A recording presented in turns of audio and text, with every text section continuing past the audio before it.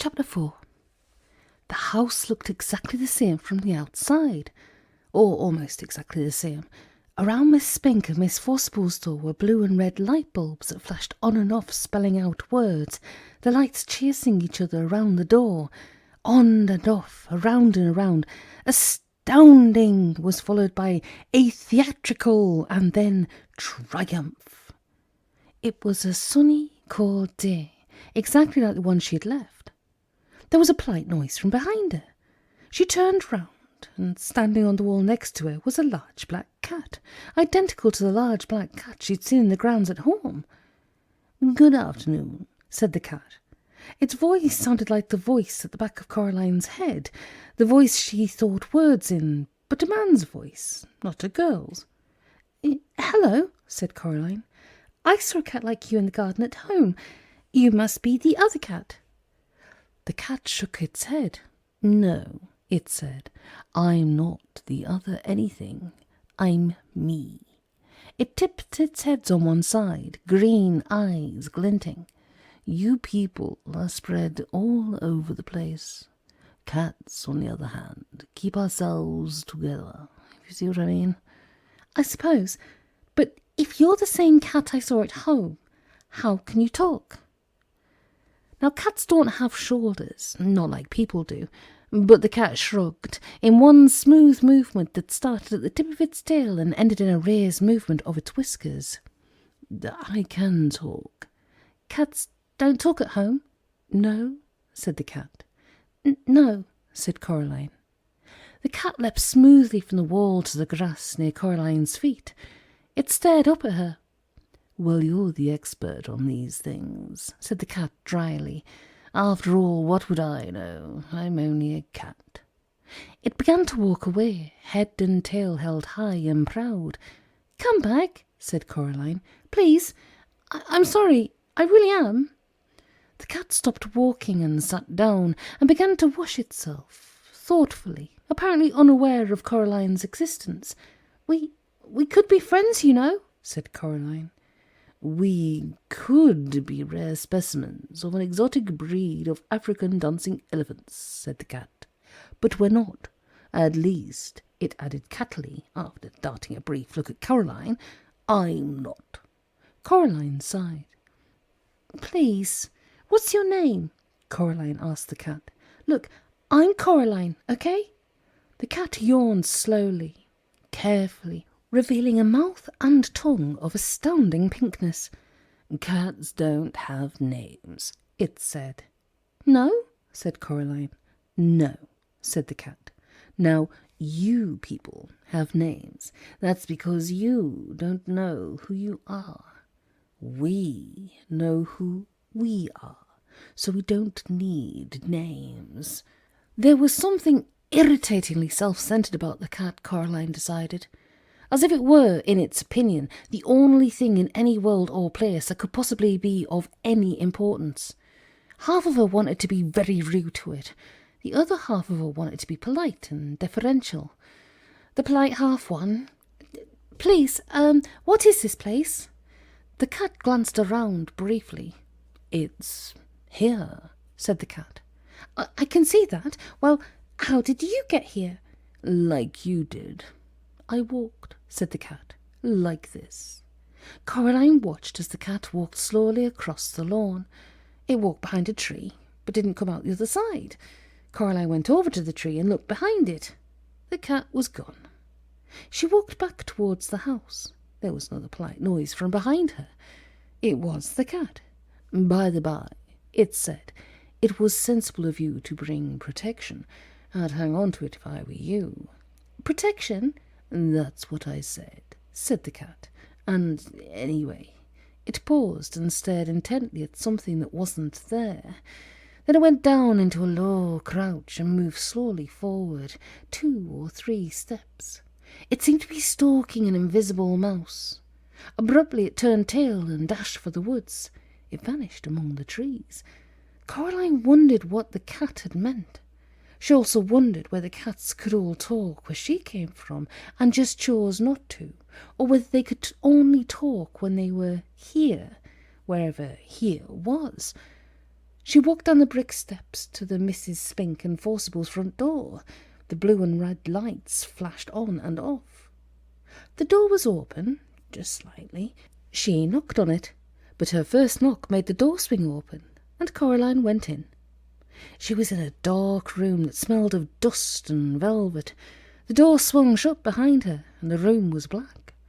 Coraline edged forward into a small anteroom. Her face brushed against something soft. It was cloth. She reached up her hand and pushed at the cloth. It parted. She stood blinking on the other side of the velvet curtains in a poorly lit theatre. Far away, at the edge of the room, was a high wooden stage, empty and bare, a dim spotlight shining onto it from above. There were seats between Coraline and the stage, rows and rows of seats. She heard a shuffling noise, and a light came towards her, swinging from side to side. When it was closer, she saw the light was coming from a torch being carried in the mouth of a large black Scotty dog, its muzzle grey with age. "Hello," said Coraline. The dog put the torch down on the floor and looked up at her. "Right, let's see your ticket," it said gruffly. "Ticket?" "That's what I said, ticket. I haven't got all day, you know. You can't watch the show without a ticket." Coraline sighed. I don't have a ticket," she admitted. "Another one," said the dog gloomily. "Come in here, bold as anything. Where's your ticket? I haven't got one. I don't know." It shook its head and then shrugged. "Come on then." The dog picked up the torch in its mouth and trotted off into the dark. Coraline followed. When it got near to the front of the stage, it stopped and shone the torch onto an empty seat. Coraline sat down and the dog wandered off. As her eyes got used to the darkness, she realised that the other inhabitants of the seats were also dogs.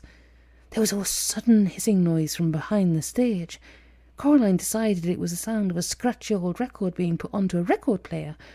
The hissing became the noise of trumpets, and Miss Spink and Forcible came onto the stage. Miss Spink was riding a one-wheeled bicycle and juggling balls. Miss Forcible skipped on behind her, holding a basket of flowers. She scattered the flower petals across the stage as she went. They reached the front of the stage, and Miss Spink leapt nimbly off the unicycle, and the two old women bowed low. All the dogs thumped their tails and barked enthusiastically. Coraline clapped politely. Then they unbuttoned their fluffy round coats and opened them. But their coats weren't all that opened.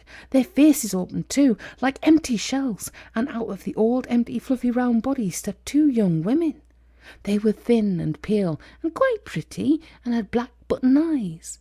The new Miss Spink was wearing green tights and high brown boots that went most of the way up her legs. The new Miss Forcible wore a white dress and had flowers in her long yellow hair. Coraline pressed back against her seat. Miss Spink left the stage, and the noise of trumpets squealed as a gramophone needle dug its way across the record and was pulled off. "This is my favourite bit," whispered the little dog in the seat next to her. The other Miss Forcible picked a knife out of a box on the corner of the stage. "Is this a dagger that I see before me?" she asked. "Yes," shouted all the little dogs. "It is." Miss Forcible curtsied, and all the dogs applauded again. Coraline didn't bother clapping this time. Miss Spink came back on. She slapped her thigh, and all the little dogs woofed. "And now," Miss Spink said, "Miriam and I proudly present a new and exciting addendum to our theatrical exposition. Do I see a volunteer?" The little dog next to Coraline nudged her with its front paw. "That's you," it hissed. Coraline stood up and walked up the wooden steps to the stage. "Can I have a big round of applause for the young volunteer?" said Miss Spink. The dogs woofed and squealed and thumped their tails on the velvet seats. "Now, Coraline," said Miss Spink, "what's your name?" "Coraline," said Coraline. "And we don't know each other, do we?" Coraline looked at the thin young woman in black button eyes and shook her head slowly. "No," said the other Miss Spink. "Stand over here."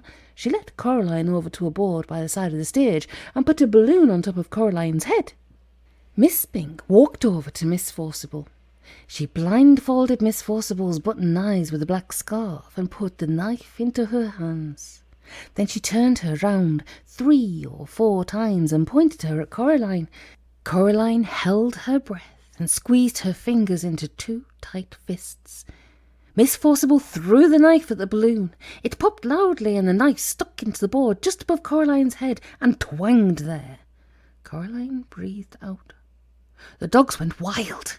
Miss Spink gave Coraline a very small box of chocolates and thanked her for being such a good sport. Coraline went back to her seat.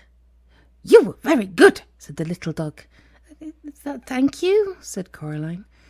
Mrs. Forcible and Spink began juggling with huge wooden clubs. Coraline opened the box of chocolates. The little dog looked at them longingly. "Would you like one?" she asked it. "Yes, please," whispered the dog. "Only not lovely ones. They make me drool." "I thought chocolates weren't very good for dogs," she said, remembering something Miss Forcible had once told her. "Maybe where you come from," whispered the little dog. "Here it's all we eat." Coraline couldn't see what the chocolates were in the dark. She took an experimental bite of one, which turned out to be coconut. Coraline didn't like coconut. She gave it to the dog. "Thank you," said the dog. "You're welcome," said Coraline. Miss Forcible and Miss Spink were doing some acting. Miss Forcible was sitting on a stepladder, and Miss Spink was standing at the bottom. "What's in a name?" asked Miss Forcible. "That which we call a rose by any other name would smell as sweet." "Have you got any more chocolates?" said the dog. Coraline gave the dog another chocolate. "I know not how to tell thee who I am," said Miss Spink to Miss Forcible. "This bit finishes soon," whispered the dog. "Then they start folk dancing." "How long does this go on for?" asked Coraline. The theatre." "All the time," said the dog. "Forever and always." "Here," said Coraline. "Keep the chocolates." "Thank you," said the dog. Coraline stood up. "See you soon," said the dog. "Bye," said Coraline. She walked out of the theatre and back into the garden. She had to blink her eyes at the daylight. Her other parents were waiting for her in the garden, standing side by side. They were smiling. "Did you have a nice time?" asked her other mother. "It was interesting," said Coraline. The 3 of them walked back up to Coraline's other house together. Coraline's other mother stroked Coraline's hair with her long white fingers. Coraline shook her head. "Don't do that," said Coraline. Her other mother took her hand away. "So," said her other father, "do you like it here?" I suppose," said Coraline. "It's much more interesting than at home." They went inside. "I'm glad you like it," said Coraline's other mother, "because we'd like to think that this is your home. You can stay here forever and always, if you want to." Said Coraline. She put her hands in her pockets and thought about it. Her fingertips touched the stone that the real Mrs. Spink and Forcible had given her the day before, the stone with the hole in it. "If you want to stay," said her other father, "there's only one little thing we'll have to do, so you can stay here forever and always." They went into the kitchen. On a china plate on the kitchen table were a spool of black cotton and a long silver needle, and beside them 2 large black buttons. I don't think so," said Coraline. "Oh, but we want you to," said her other mother. "We want you to stay, and it's just a little thing." "It won't hurt," said her other father. Coraline knew that when grown-ups told you something wouldn't hurt, it almost always did. She shook her head. Her other mother smiled brightly, and the hair on her head drifted like plants under the sea. "We only want what's best for you," she said. She put her hand on Coraline's shoulder. Coraline backed away. "I'm going now," said Coraline. She put her hands back in her pockets. Her fingers closed around the stone with the hole in. Her other mother's hands scuttled off Coraline's shoulder like a frightened spider. "If that's what you want," she said. "Yes," said Coraline. "We'll see you soon, though," said her other father. "When you come back," said Coraline. "And then we'll be together as one big happy family," said her other mother, "forever and always." Coraline backed away. She turned and hurried into the drawing room and pulled open the door in the corner. There was no brick wall there now, just darkness, a night-black underground darkness that seemed as if things in it might be moving. Coraline hesitated. She turned back. Her other mother and her other father were walking towards her, holding hands.